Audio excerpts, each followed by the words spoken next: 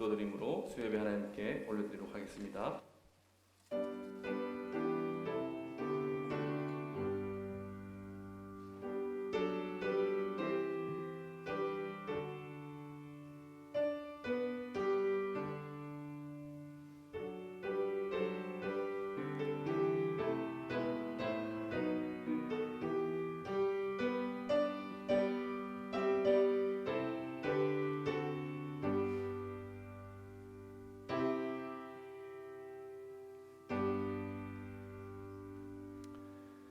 참 좋으신 하나님 아버지, 감사합니다.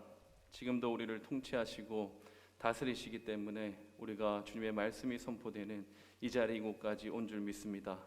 우리가 여기에서 주님의 말씀을 들으며 주를 예배하며 우리가 누구인지, 우리가 하나님의 자녀인지를 깨달아 하나님의 자녀답게 살아갈 수 있는 그 힘과 은혜를 베풀어 주시옵소서. 감사하며 예수님의 이름으로 기도드립니다. 아멘. 찬송가 288장입니다. 288장 찬송하신 후에 우리 신태숙 집사님 기도하시겠습니다.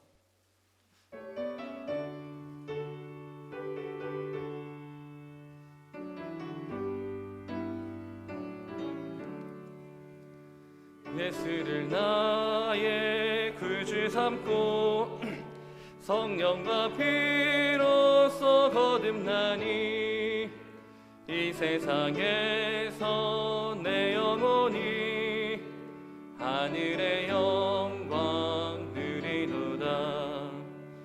이것이 나의 간증이요 이것이 나의 찬송일세. 나 사는 동안 끊임없이 그 주를 찬송하리로다. 온전히 주께 맡긴 내 영, 사랑의 음성을 듣는 중에 천사들 왕래하는 것과 하늘의 영광 보리로다. 이것이 나의 간증이요 이것이 나의 찬송일세. 나 사는 동안 끊임없이 그 주를 찬송하리로다. 주 안에 기쁨 누림으로 마음의 풍랑이 잔잔하니 세상과 나니 간 곳 없고 그 속한 주만 보이도다. 이것이 나의 간증이요 이것이 나의 찬송일세.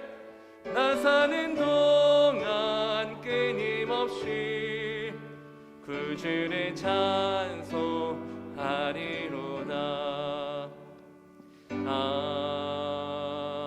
아멘. 다 같이 기도드리겠습니다. 나의 힘이 되시고 반석이 되시며 나의 피난처가 되시는 살아계신 여호와 하나님께 감사와 영광과 찬양을 드립니다. 부족한 저희들을 주의 자녀 삼아 주시어 오늘도 3일 예배로 주님께 경배드리게 인도하심을 감사합나이다. 십자가로 말미암아 하나님의 사랑을 느낄 수 있도록 인도하여 주시어 온전한 마음과 신실한 마음으로 갚을 수 없는 은혜를 베풀어 주신 하나님만 섬길 수 있도록 인도해 주시니 감사합나이다. 예수 십자가를 통해 우리의 삶에 평안과 위로와 소망이 있는 참된 믿음을 허락하여 주시어 예수님의 향기가 가득한 아름다운 삶이 되도록 변화시켜 주시옵소서. 시시때때로 저희들은 시기와 질투, 노함과 분냄으로 주님의 마음을 아프게 할 때가 있음을 고백합니다. 주님, 저희들에게서 얼굴을 돌리지 마시고 자비를 베풀어 주시어 용서하여 주시고 성령 충만한 믿음을 허락하시어 오직 주 예수만 자랑하며 감사와 찬양이 가득한 생활로 변화받게 인도하여 주시옵소서. 우리 교회를 지금까지 지켜주심을 감사드립니다. 또 교회를 새롭게 이전할 수 있도록 인도해 주심도 감사드리옵나이다. 임시 예배처와 건축하는 모든 일에 우리 주님 친히 함께 하셔서 은혜 가운데 잘 이루어질 수 있도록 인도하여 주시옵소서.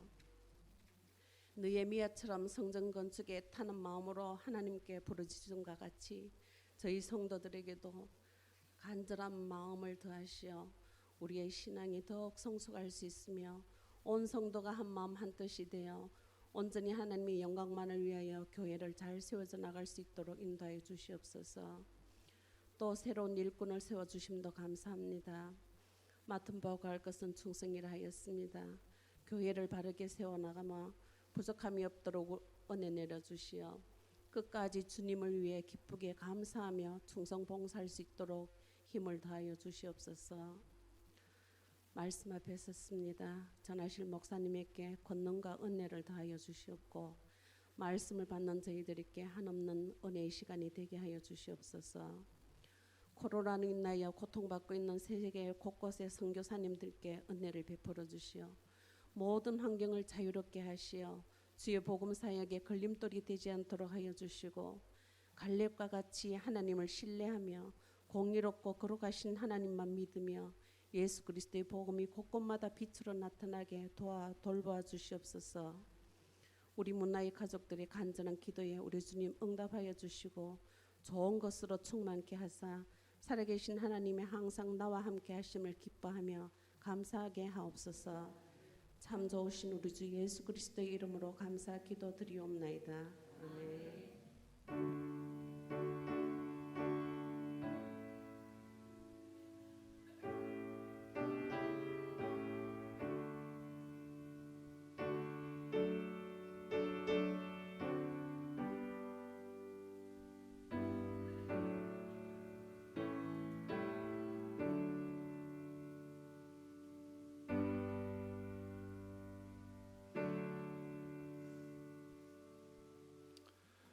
오늘 하나님께서 우리에게 주시는 말씀은 열왕기상 14장 1절부터 5절까지입니다. 열왕기상 14장 1절부터 5절까지입니다. 구약 성경 539명 정도 됩니다. 열왕기상 14장 1절부터 5절입니다. 한 절씩 교독하시고 마지막 5절은 합독하도록 하겠습니다. 그때 여로보암의 아들 아비야가 병든지라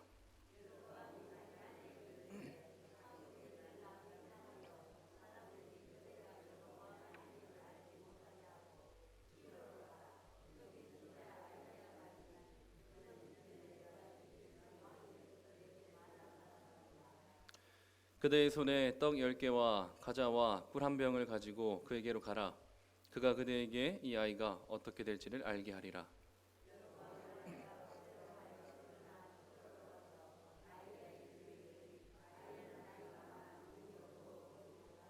함께 봅니다. 여호와께서 아히야에게 이르시되 여로보암의 아내가 자기 아들이 병들었으므로 내게 물으러 오나니 너는 이러이러하게 대답하라. 그가 들어올 때에 다른 사람인 채 함이니라. 아멘. 14장 말씀은 크게 두 부분으로 되어 있습니다.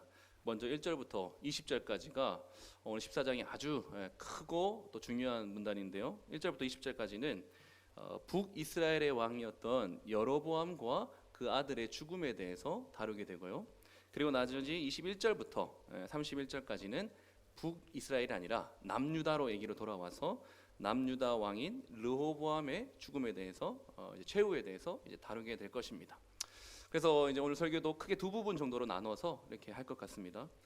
먼저 읽어봤던 우리 본문은 사실은 오늘 사건의 발단 정도의 내용입니다.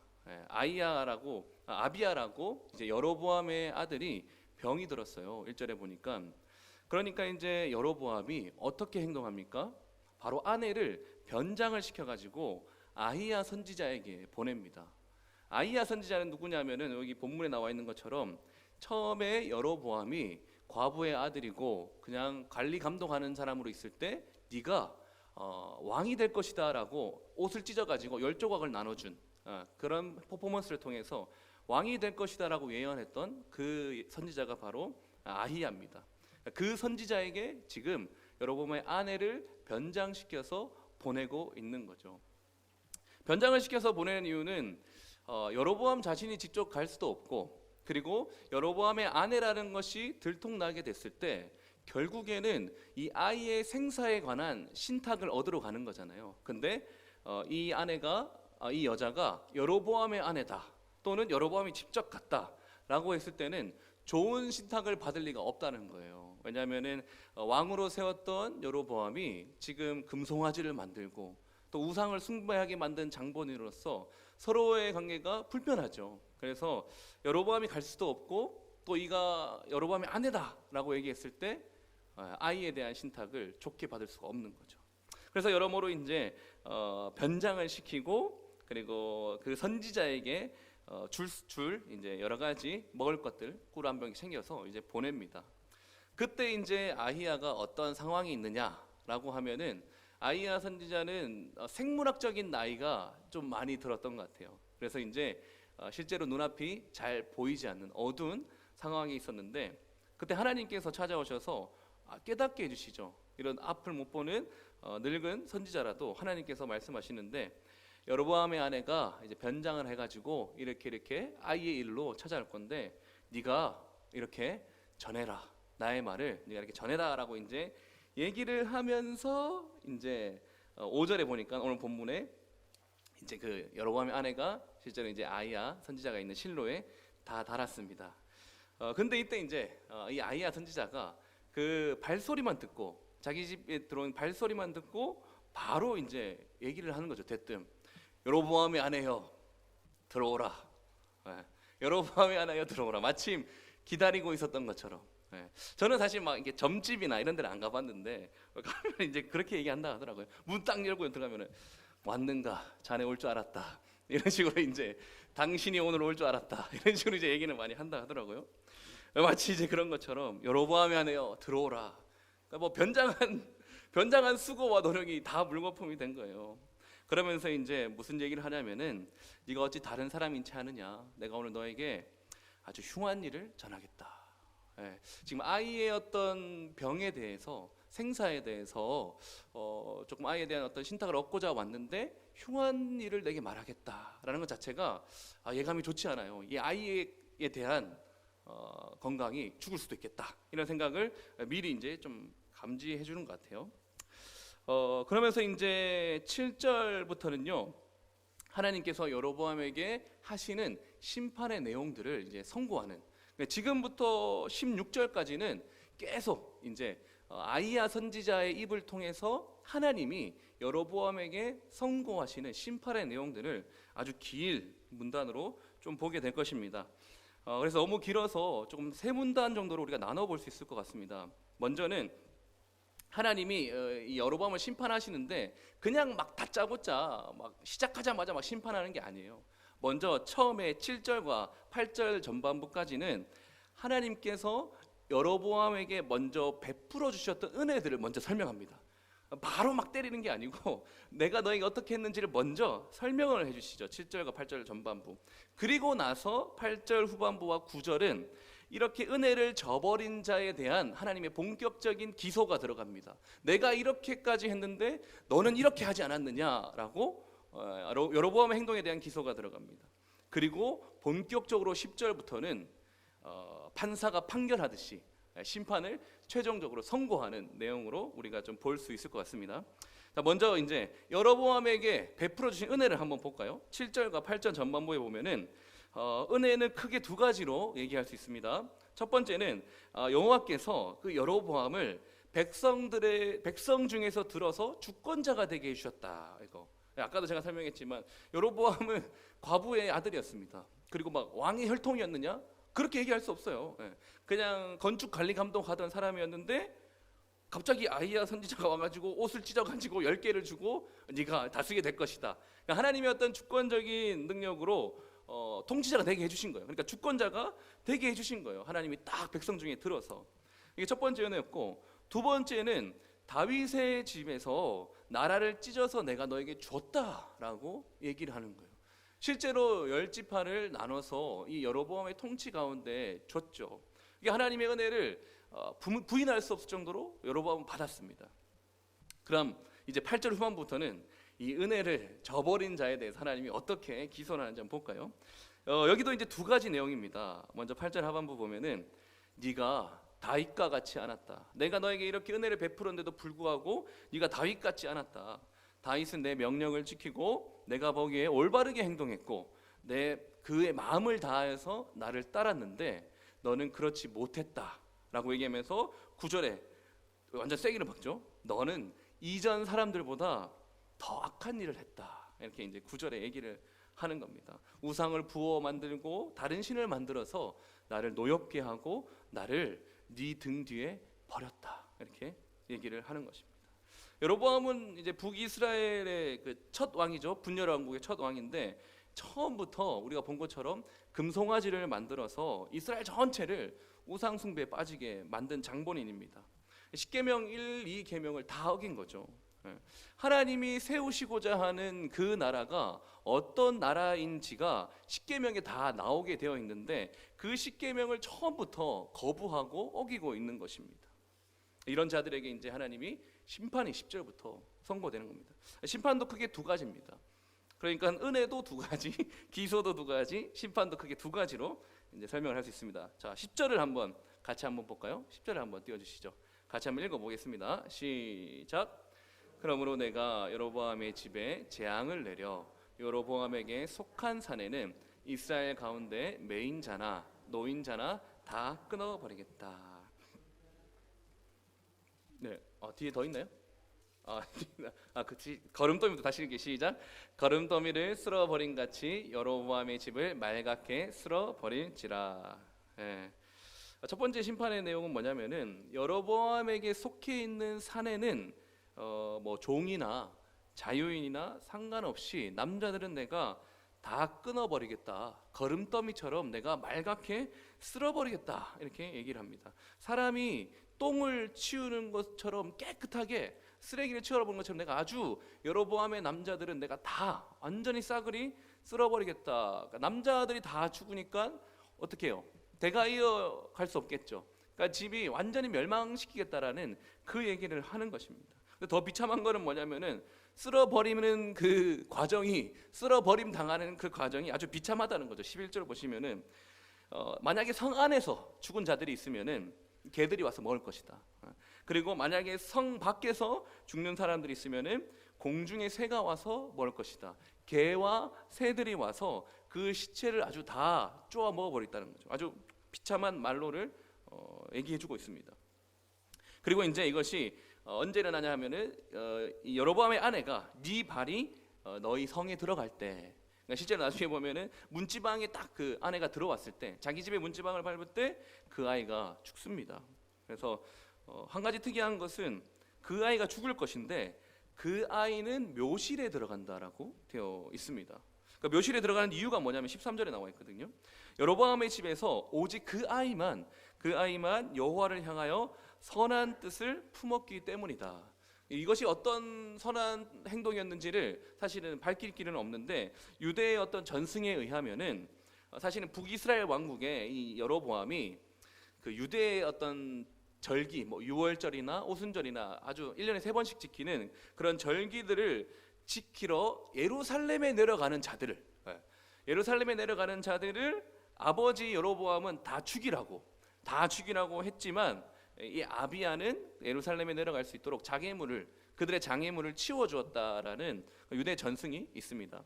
어쨌든 그가 여호와를 향하여서 선한 뜻을 품었다. 이것은 그 아버지와 다른 여타 이스라엘 백성들과 다르게 우상 숭배를 하지 않았다라는 것으로 우리가 받아들일 수가 있습니다.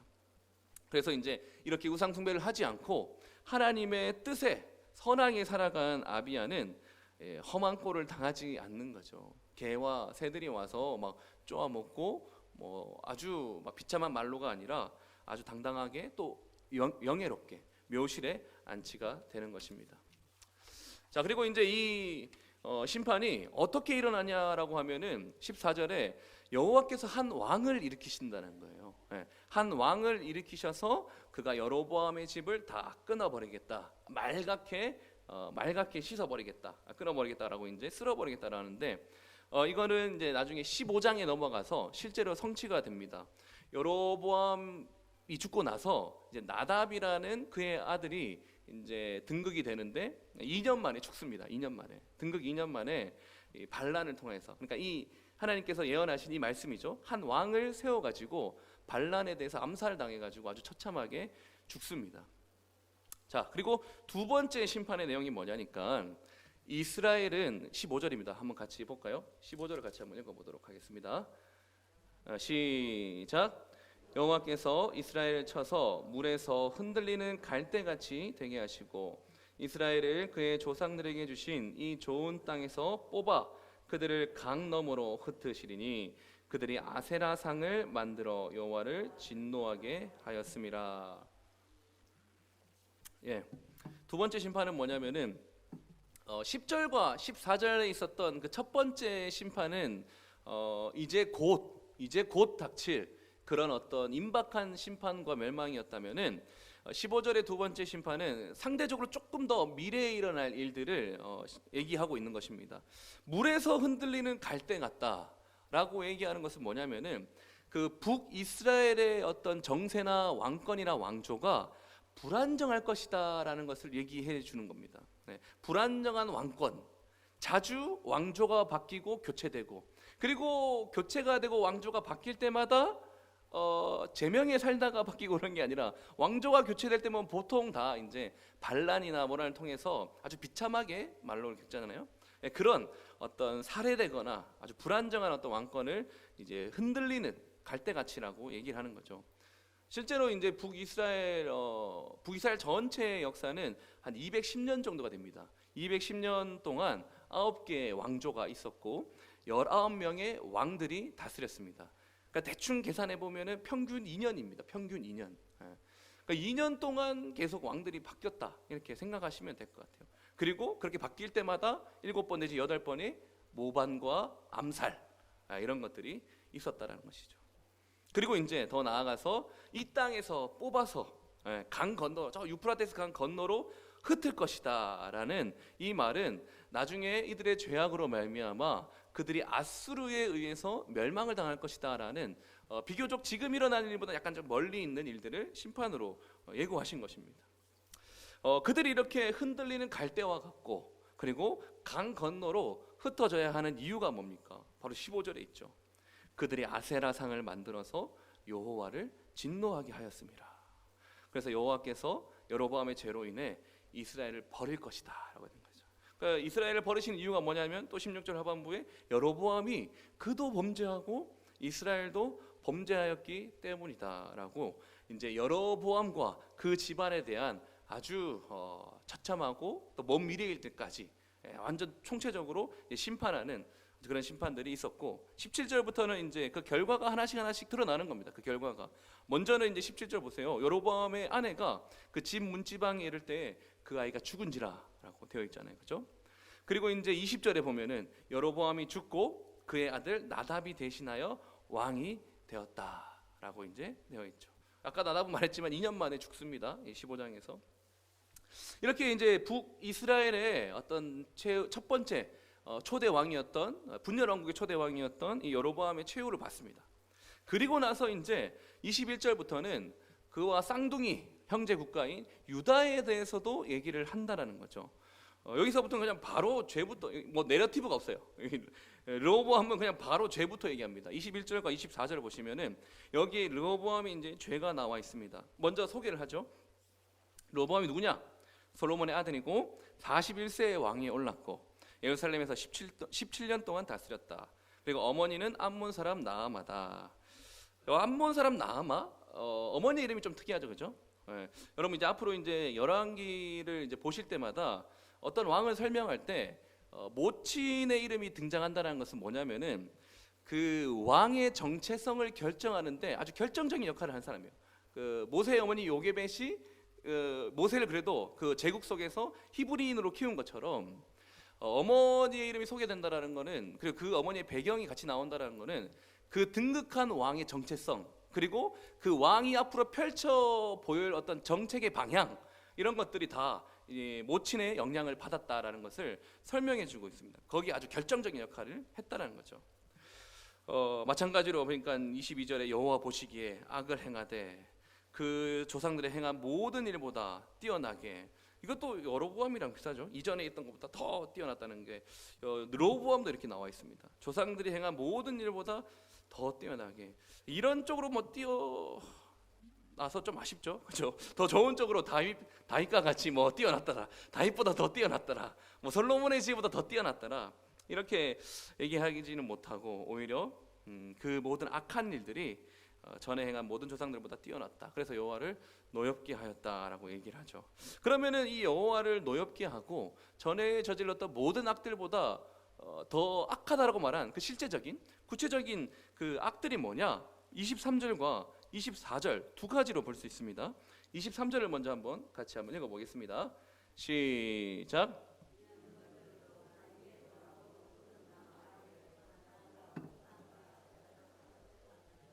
네, 단순히 산당을 지은 정도가 아니라 우상과 아세라상을 직접 세웠어요. 아세라는 아까 15절에 여로보암도 그죠? 만들었던 여신상이기도 합니다. 그리고 24절 한번 볼까요? 두 번째 그들의 저지른 악입니다. 시작.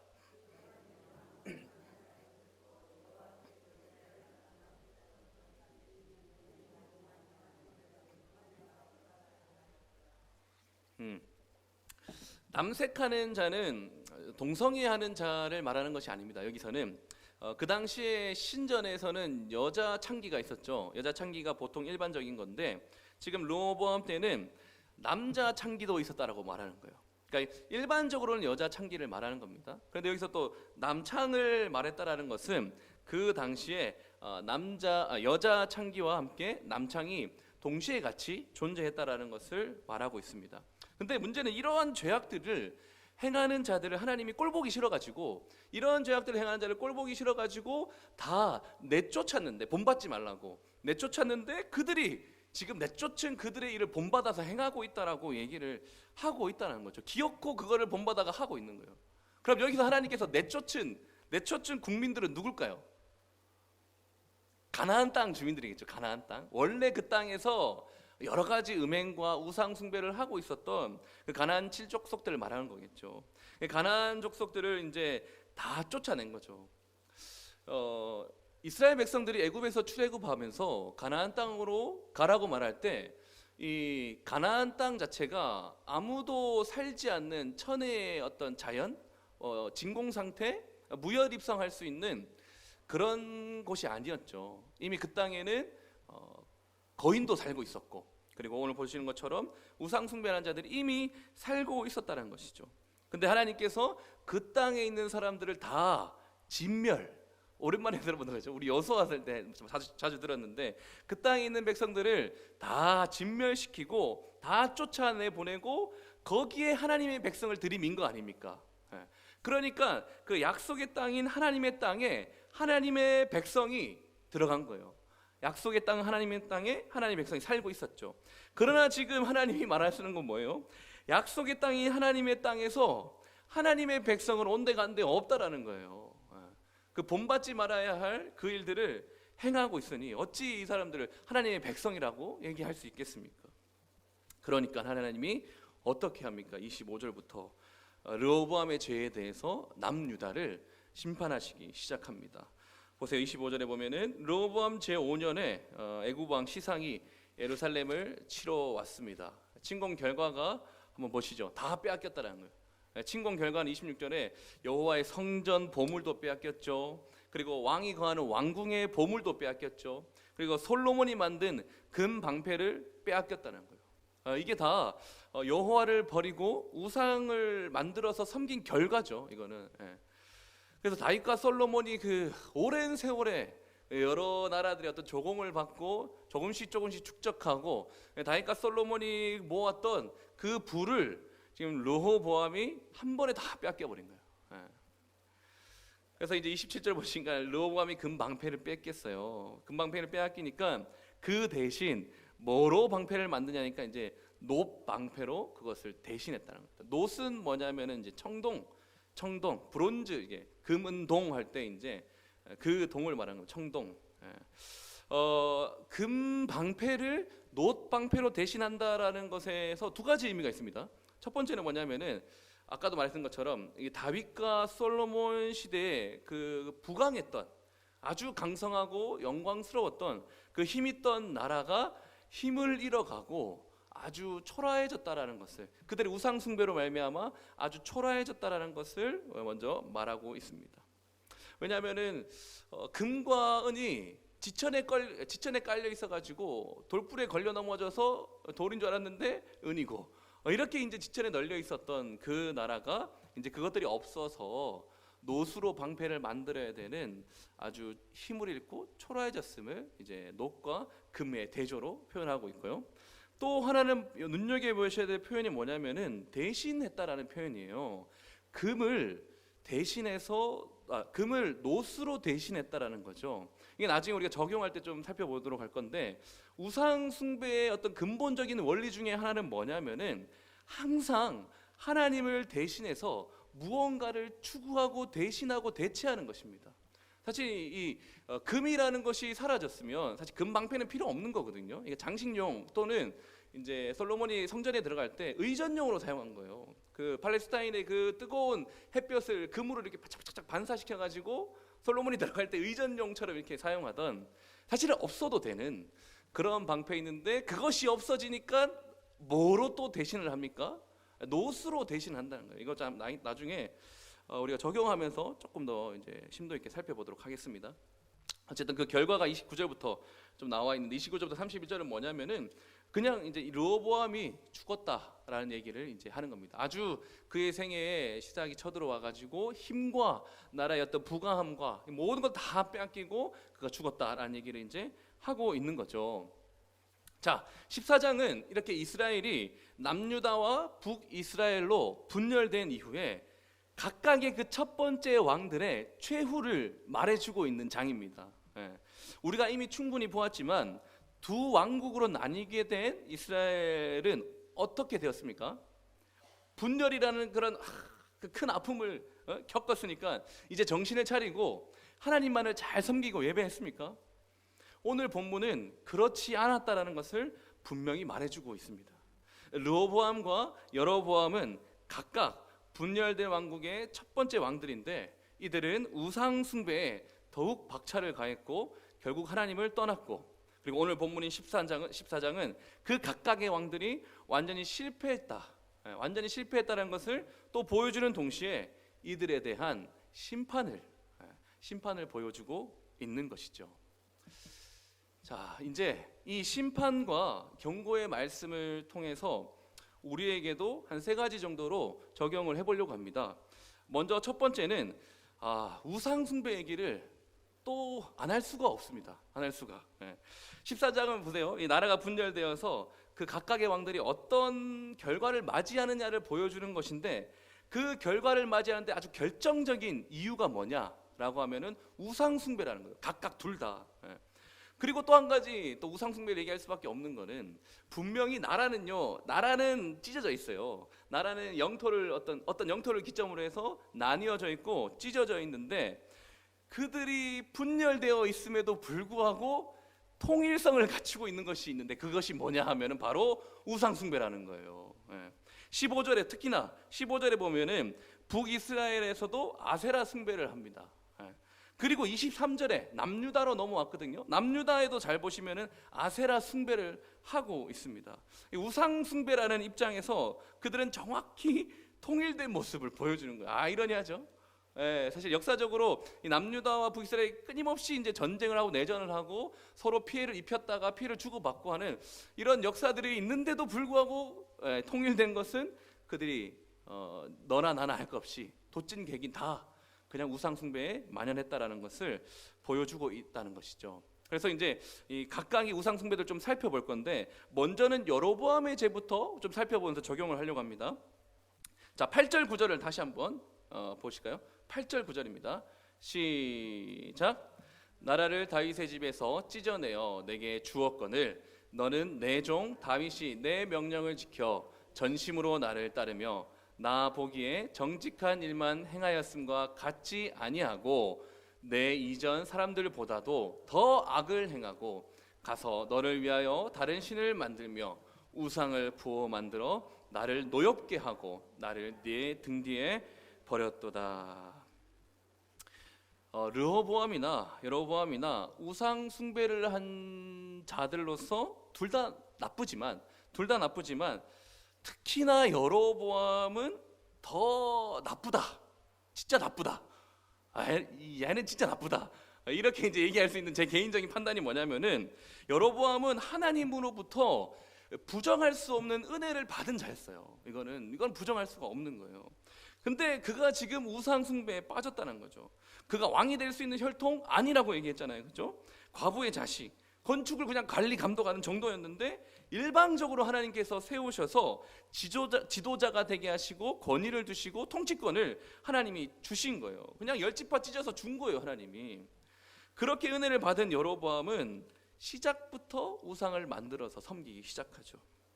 아니, 솔로몬이 자기가 이제 하나님에게 예언을 받을 때, 아이야 선지자 예언을 받을 때 솔로몬이 우상 숭배를 하다가 나라가 분열되었고, 그래서 여로보암 입장에서는 이제 솔로몬의 우상 숭배 때문에 자기가 왕이 된 건데, 그런 자가 바로 처음부터 십계명을 어기고 하나님이 세우고자 하는 나라가 어떤 나라인지 그거 다 설명해 주는, 그리고 그 나라의 진정한 왕이 누구인지를 다 말해주는 십계명에 처음부터 그것을 거부하고 정면으로 받아치고 있다는 거죠. 이것은 권력을 잡은 여로보암이 애초에 하나님이 세우시고자 하는 나라에 관심이 없다는 겁니다. 권력을 잡은 순간부터 애초에 여로보암의 관심은 하나님이 원하시는 나라를 세우는 데 있지 않았어요. 자기의 그 통치와 권력을 가지고 이 자기의 어떤 행복, 우상 숭배의 근본에는 뭐가 있다고 했습니까? 자기 사랑이 있다라고 했잖아요. 그것을 실현해 보는, 아주 과감하게 실현해 보인 겁니다. 근데 하나님께서 여로보암을 세울 때는 이 여로보암에게 베풀어 주신 이 은혜를 기반으로 해서, 여로보암에게 베풀어 주신 이 은혜를 기반으로 해서 더욱더 뭐 하나님을 사랑한다던가, 더욱더 이스라엘들을 이렇게 똘똘 뭉쳐가지고 하나님을 섬기도록 하는 그런 여로보암의 통치를 기대했을 것입니다. 그런데 여로보암은 처음부터 우상 숭배에 낮아빠지도록 한 거죠. 하나님의 은혜를 도리어 우상을 숭배하는데 사용했다라는 것입니다. 이거는 어때요? 죄질이 더 나쁘지 않나요? 그래서 제가 그렇게 얘기를 하는 거예요. 여로보암은 진짜 나쁘다. 그런데 이제 이 진짜 나쁜 여로보암을 통해서 우리가 깨달을 수 있는 영적 교훈이 있습니다. 그것이 뭐냐면은 하나님께서 각 사람에게 베풀어 주신 은혜가 있는데 그 은혜가 도리어 우상 숭배로 나아가게 되는 경우를 우리가 한번 생각해 봐야 된다는 거예요. 예를 들어서 어떤 사람이 물질이나 건강에 대해서 아주 절실한 필요가 있습니다.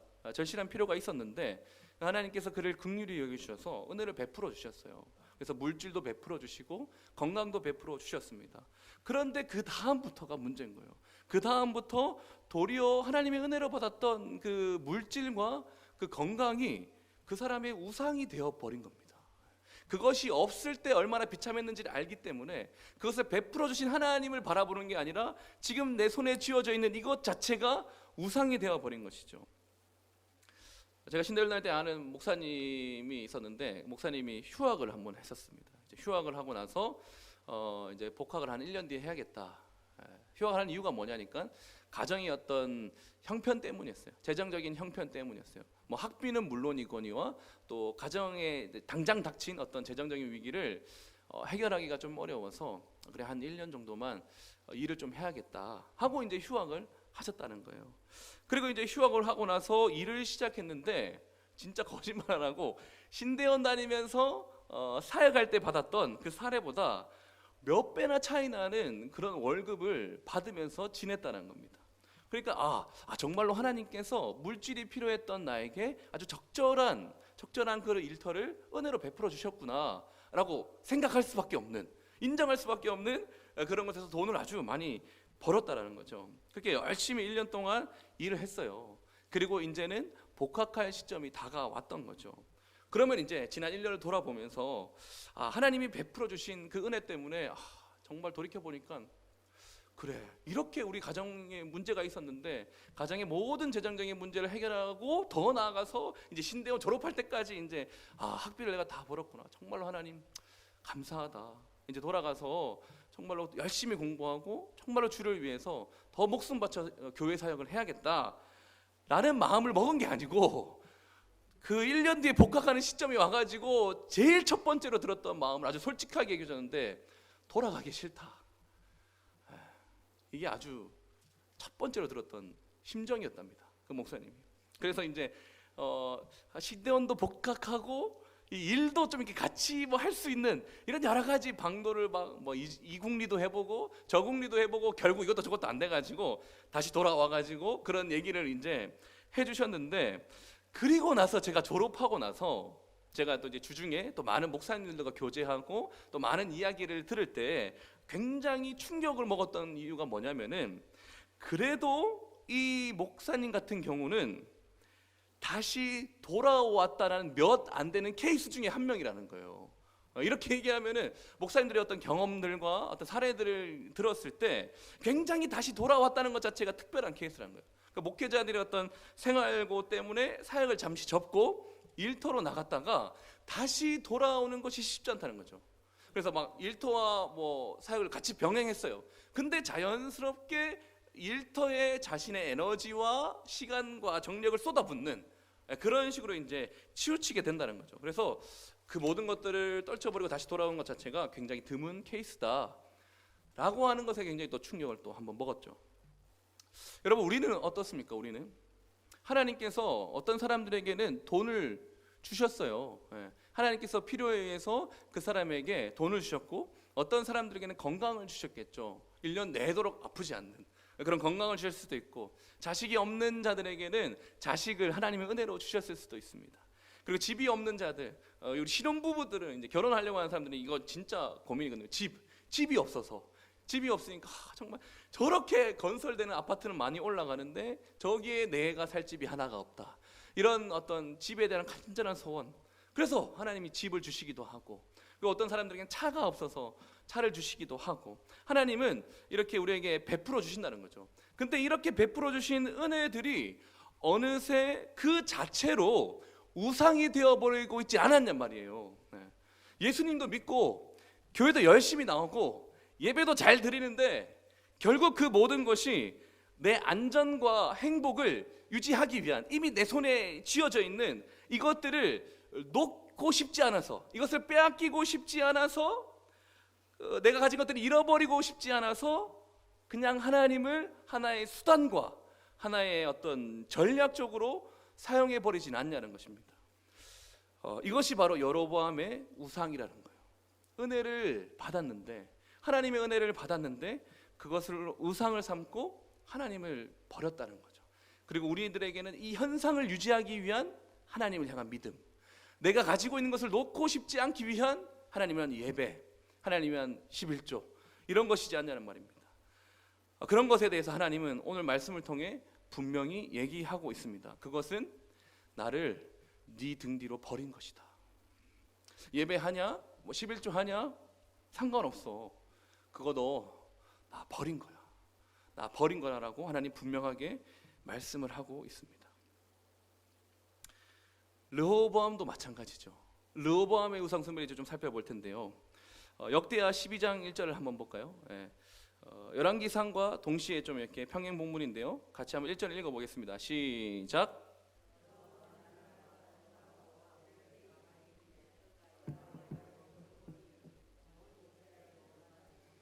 르호보암이 나라가 견고해지고 세력이 강해지니까 여호와의 율법을 의지 않고 버렸다라고 되어 있습니다. 근데 또 이게 이제 그 버린 것을 이스라엘 백성들이, 온 이스라엘 백성들이 이제 본받았다라고 되어 있죠. 그러니까 이렇게 여호와의 율법을 버린 그것들, 또 온 백성이 이제 본받고 있는 이 백성을 향해서 하나님이 어떻게 하시겠어요? 12장 5절입니다. 같이 한번 읽어볼게요. 시작.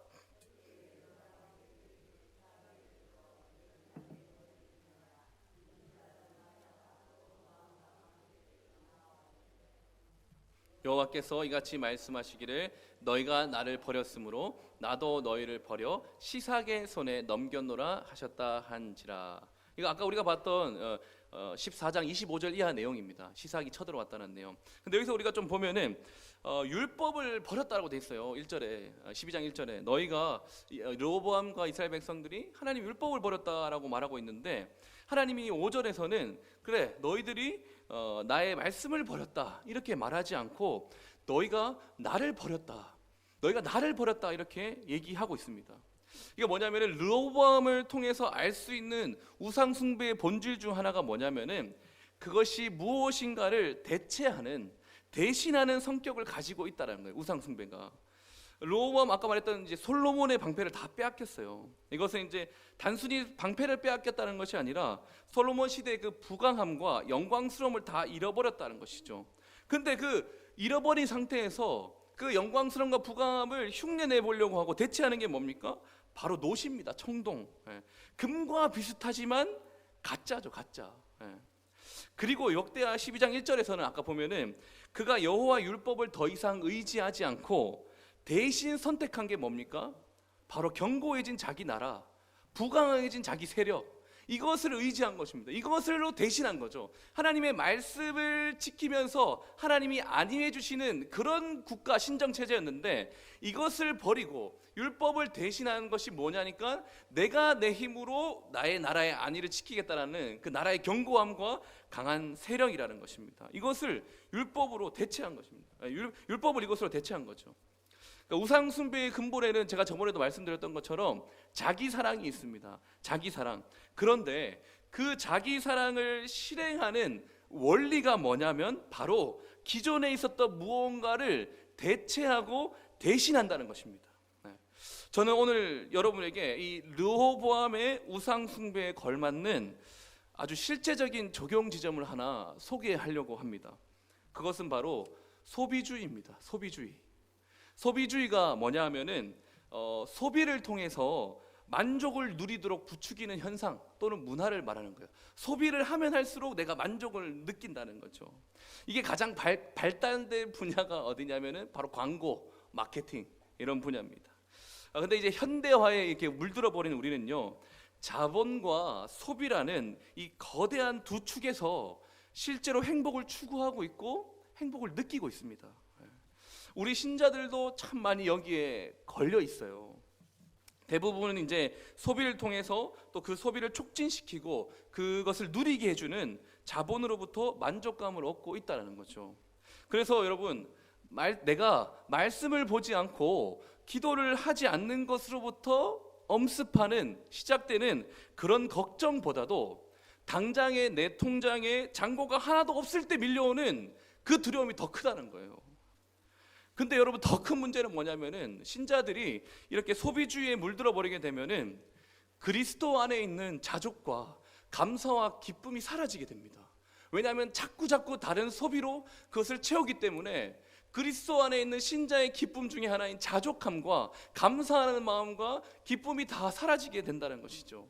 여러분들, 하나님의 나라가 먹는 것과 마시는 것에 있지 않고 오직 성령 안에 있는 의와 평강과 희락이라는 것을 꼭 기억하시기를 바랍니다. 말씀 연구를 마쳤어요. 제가 말씀 연구를 마치고 설교문을 써내려 가야 되는데 설교문을 쓰는 것이 너무 괴로웠습니다.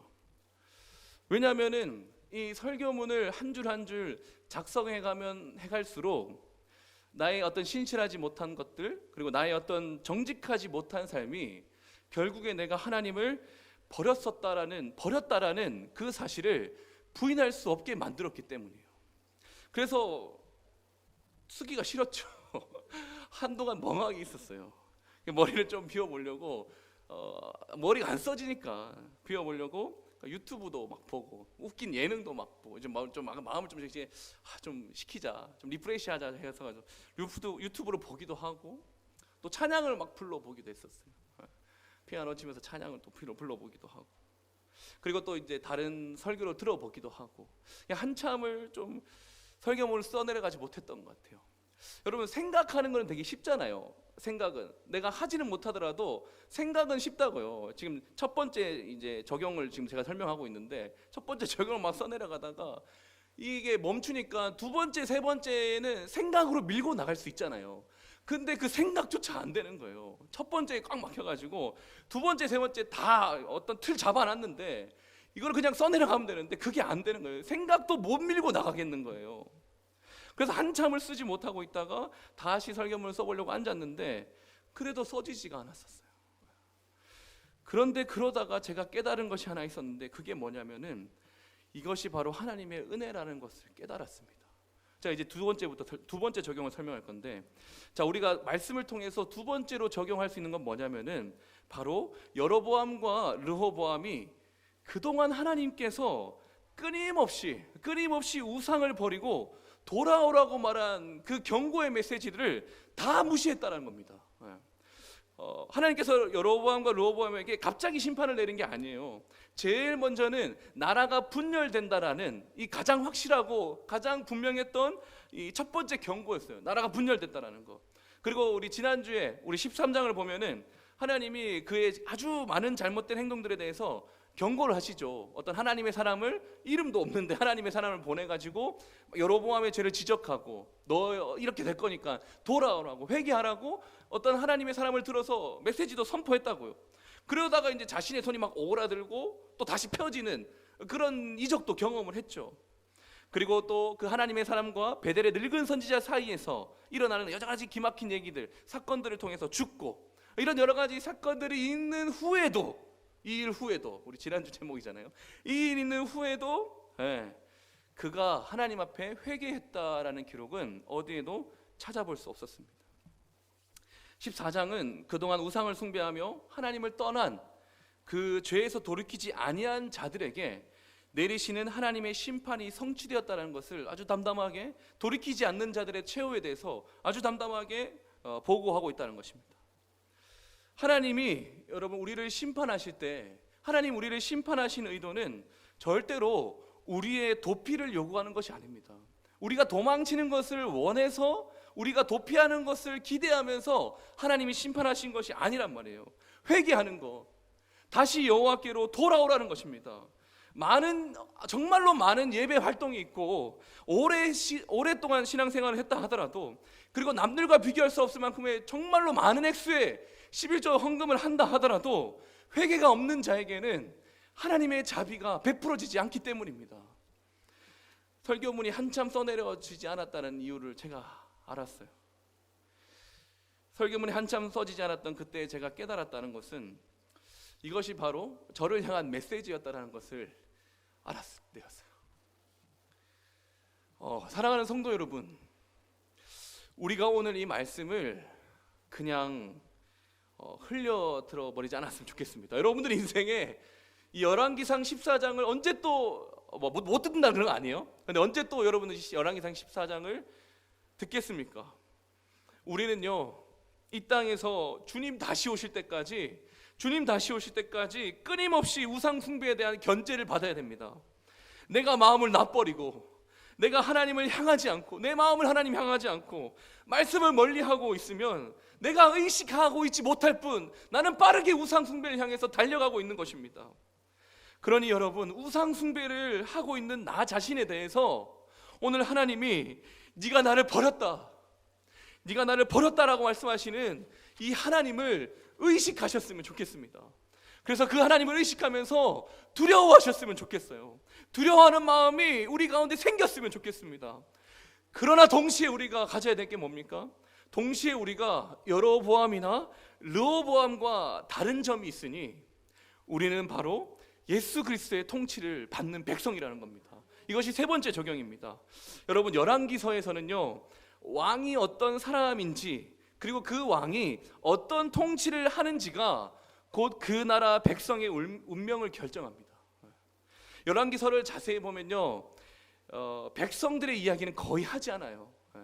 왕들 이야기만 하죠. 그러니까 왕들이 누구냐, 그 사람이 다윗의 길을 따랐느냐, 여로보암의 길을 행하였느냐, 왕들이 누구냐에 따라서 그 백성들의 샬롬이, 그 백성들의 평강과 거룩이 결정된다는 거예요. 우리 오늘 보면 14장 16절 한번 볼까요? 14장 16절입니다. 시작.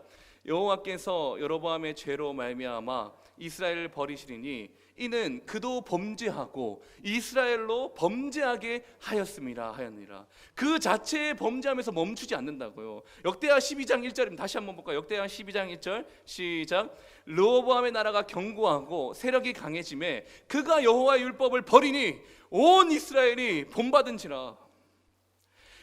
여로보암에게 네가 나를 등 뒤로 버렸다라고 말씀하셨다는 이 말은 여로보암만 하나님을 버린 것이 아니라 북이스라엘의 모든 이스라엘 백성들이, 여로보암의 통치를 받은 모든 이스라엘 백성들이 하나님을 버렸다라고 말하고 있는 것입니다. 르호보암도 마찬가지죠.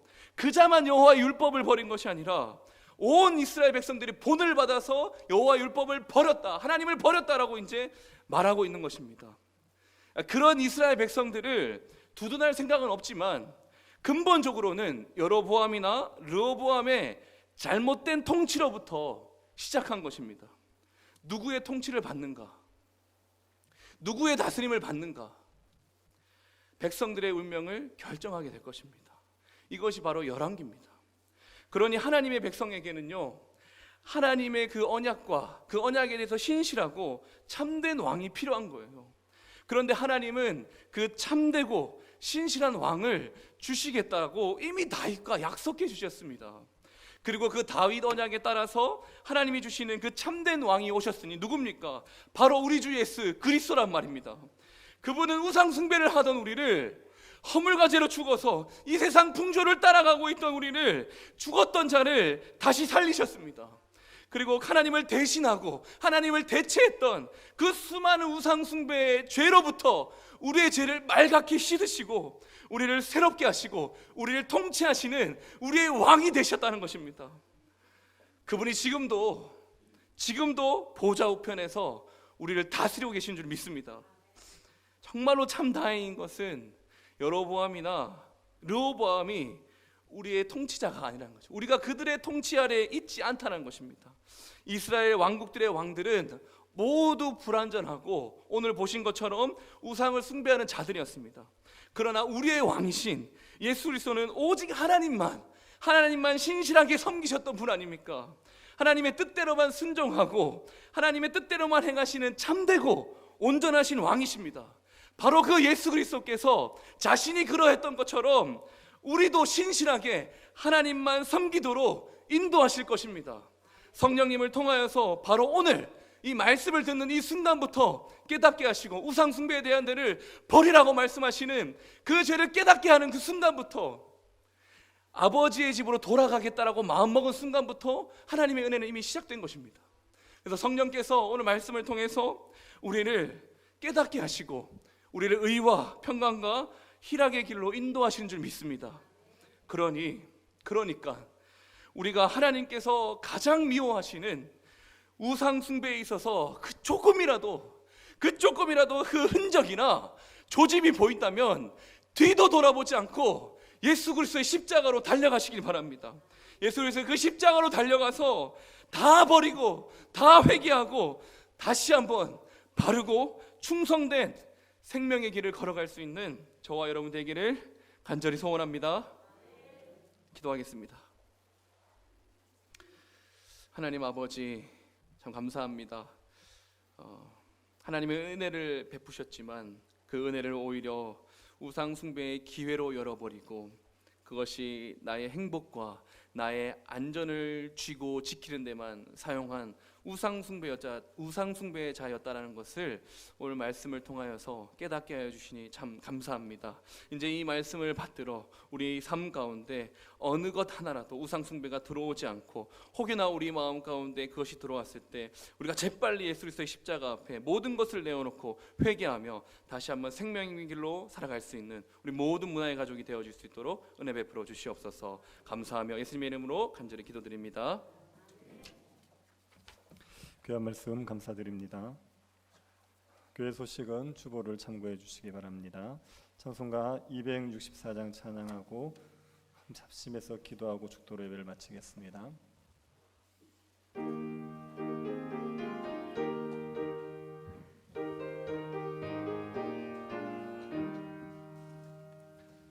정결하게 하는 나의 앞에 있도다. 성령께서 권고하신 죄 씻으라시네. 찬양하리 찬양하리 죽임당한 어린 양. 주께 영광 돌리어라. 우리 죄를 씻어주셨네. 나의 가는 길이 좁고 내 뜻대로 안 돼도 모든 욕심 다 버리고 주만 따라가겠네. 찬양하리 찬양하리 죽임당한 어린 양. 주께 영광 돌리어라. 우리 죄를 씻어부셨네. 나의 마음 제단 위에 불길같이 타올라 영원토록 찬양하며 주께 영광 돌리네. 찬양하리 찬양하리 죽임당한 어린 양. 주께 영광 돌리어라. 우리 죄를 씻어주셨네. 한량없는 주의 은혜 나를 영접하셨네. 내가 지은 모든 죄와 허물 용서하셨네. 찬양하리 찬양하리 주임당한 어린 양. 주께 영광 돌리어라.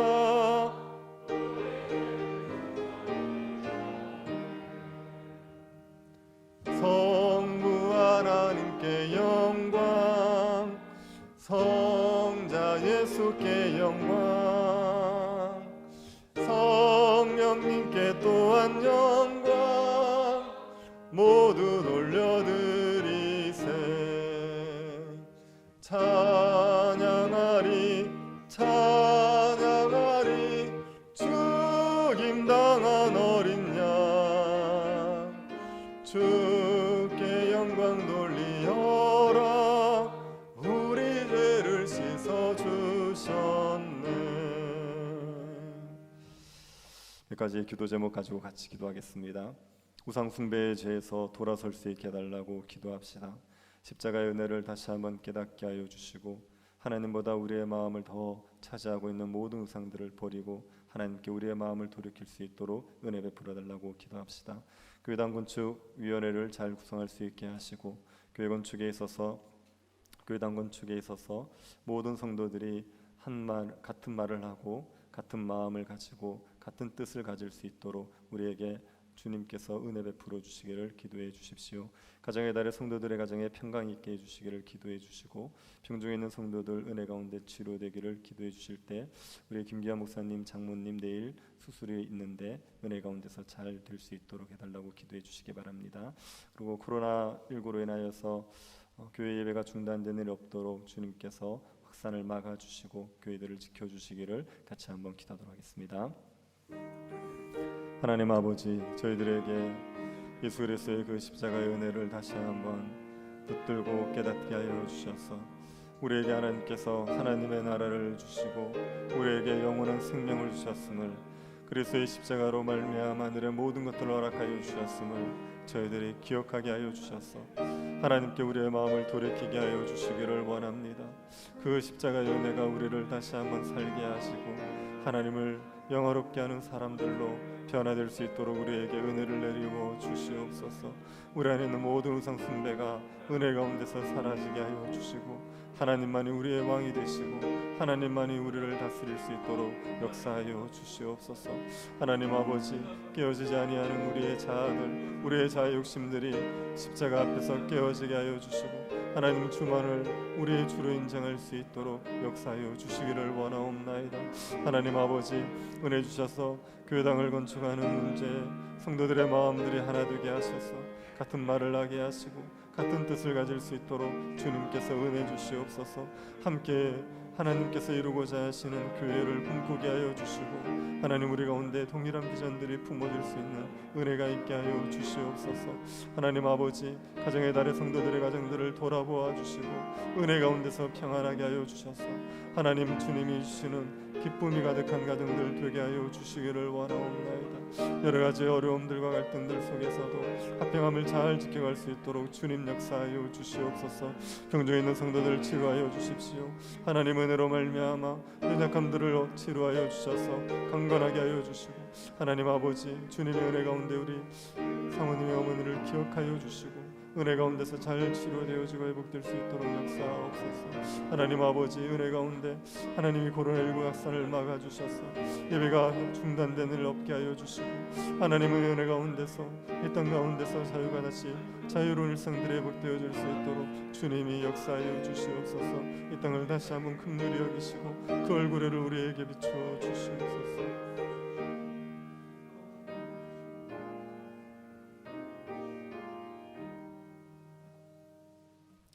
지금은 우리 주 예수 그리스도의 은혜와 하나님의 사랑과 성령의 교통 이루하심이 예수 그리스도의 십자가로 모든 우상들을 버리기를 소원하는 사랑하는 주의 백성들 머리 위에 지금으로부터 영원토록 함께 있을지어다. 아멘.